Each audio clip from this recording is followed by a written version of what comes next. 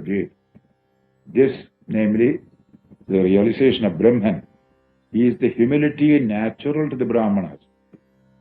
When a man realizes this truth, he becomes humble.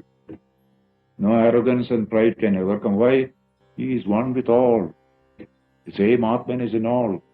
What is there to be proud?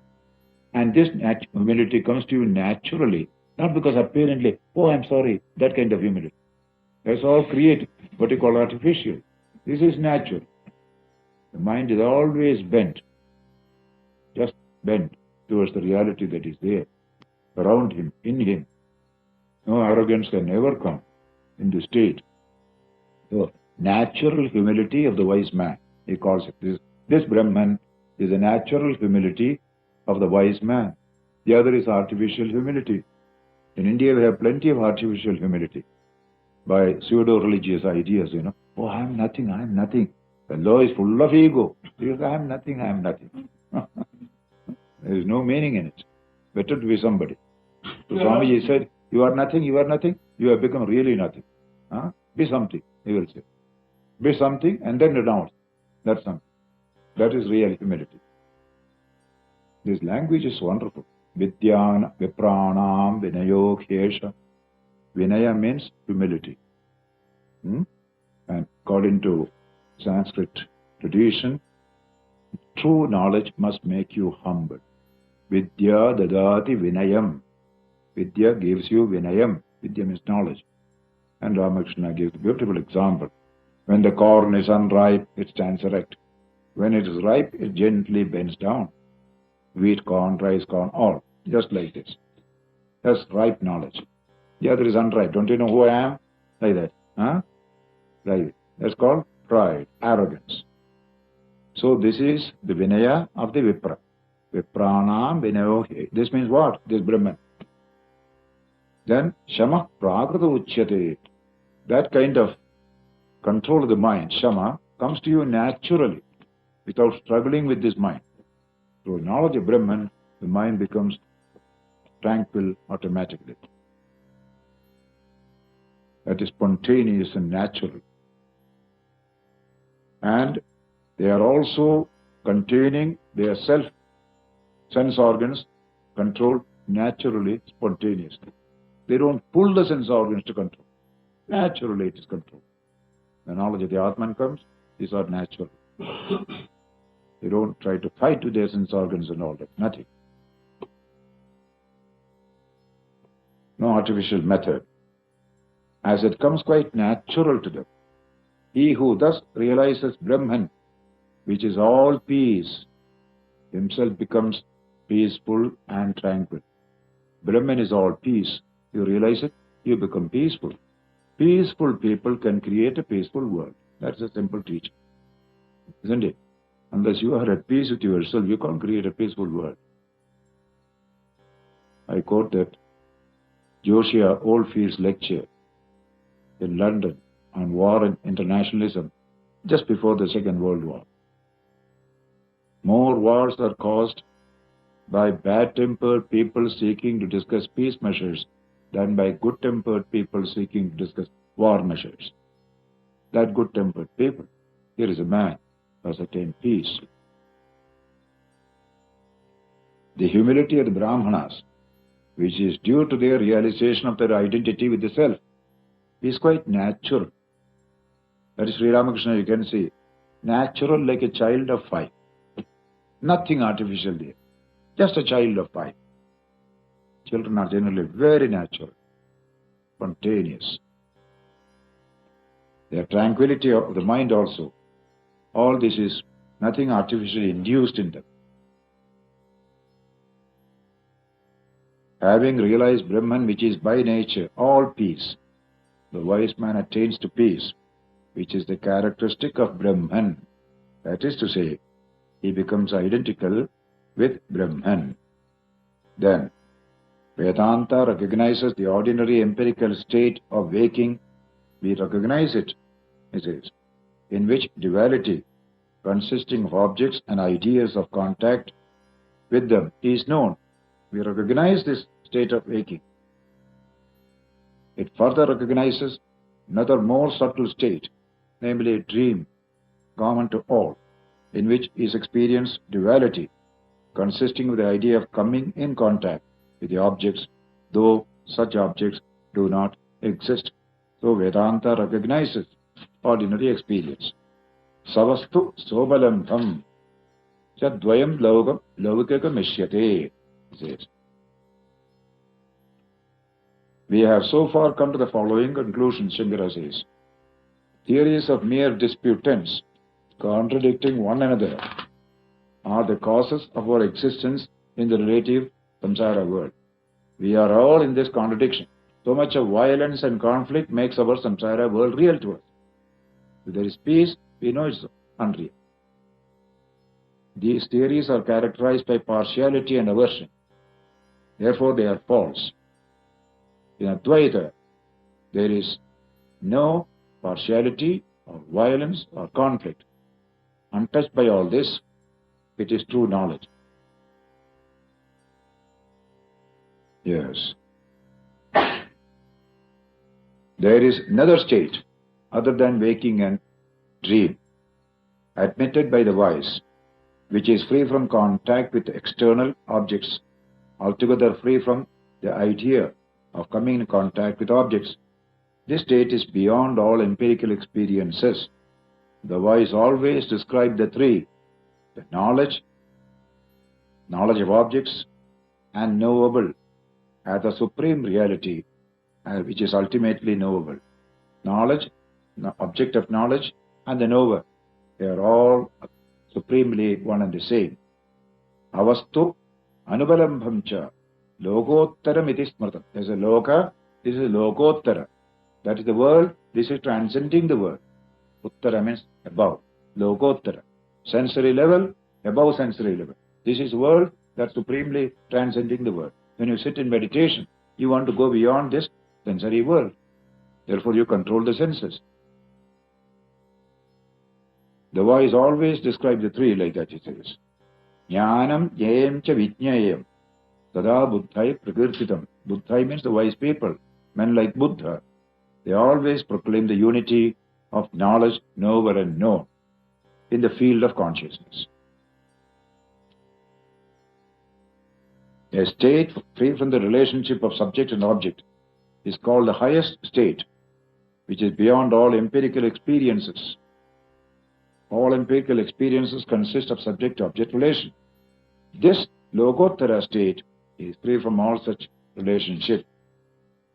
This is known as the state of deep sleep. You see?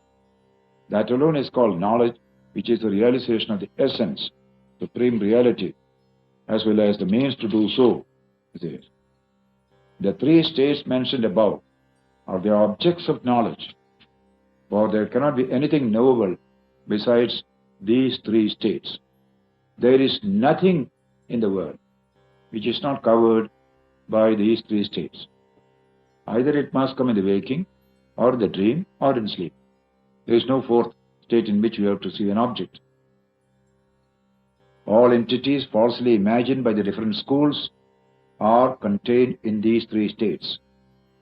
That which is supremely ultimately known, supreme truth of Turiya, that is the highest. The illumined ones says, I have described these features ranging from the objects of gross experience to the supremely knowable self. All this range of knowledge from waking, dream, sleep and the Turiya. Knowledge and the threefold knowable being known, one after another. The knower possessed the highest reason, see the word, highest reason, most expansive reason, not the tiny little reason, spontaneously attains the state of knowledge everywhere and in all things in this very life. That's Vedanta. Jnaneja trivite jneye kramena vidite swayam sarvajnata hi sarvatra bhavati iha. Iha means in this very life. Mahadhiya, their mind is infinite. Dhi means reason, buddhi. Maha means big, infinite. Our minds are small. Take any sectarian, mind is small. Jesus tells me, Jesus is real. Jesus is the only begotten Son. Small mind. Allah alone is true. Cut off the neck of all everybody. Small mind. But this big mind, infinite. All limitations are removed. What is the nature of that mind? Mahadhiya, says. Beautifully. Big mind is called. Big mind. A big nation must have a big mind. See the language. If you belong to a great nation, you must have a great mind. Great movements and little minds will go together. It's an English saying. You want? Have you heard this sentence?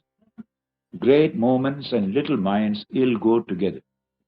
And here is that big mind, Mahadhiya, infinite, expansive. This buddhi has become free from all limitation. That is knowledge of Brahman.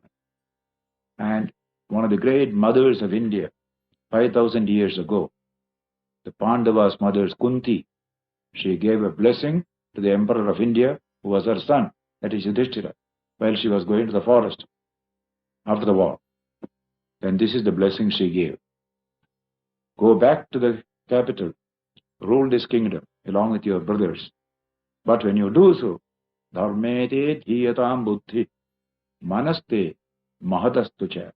May your mind be established in righteousness, and let your heart be big and great, not with a small heart.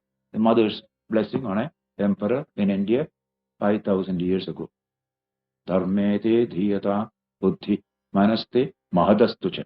If India is, many lectures I tell, this India is big, but it can become great only when its leaders have great minds, not petty minds. In so many lectures I quote this. Our people must have a big mind, take in the whole world, not tiny nationalism, petty little chauvinistic ideas and all that. No. There's another saying, and great minds think alike. Great minds think alike, yes. Naturally, little minds also think alike.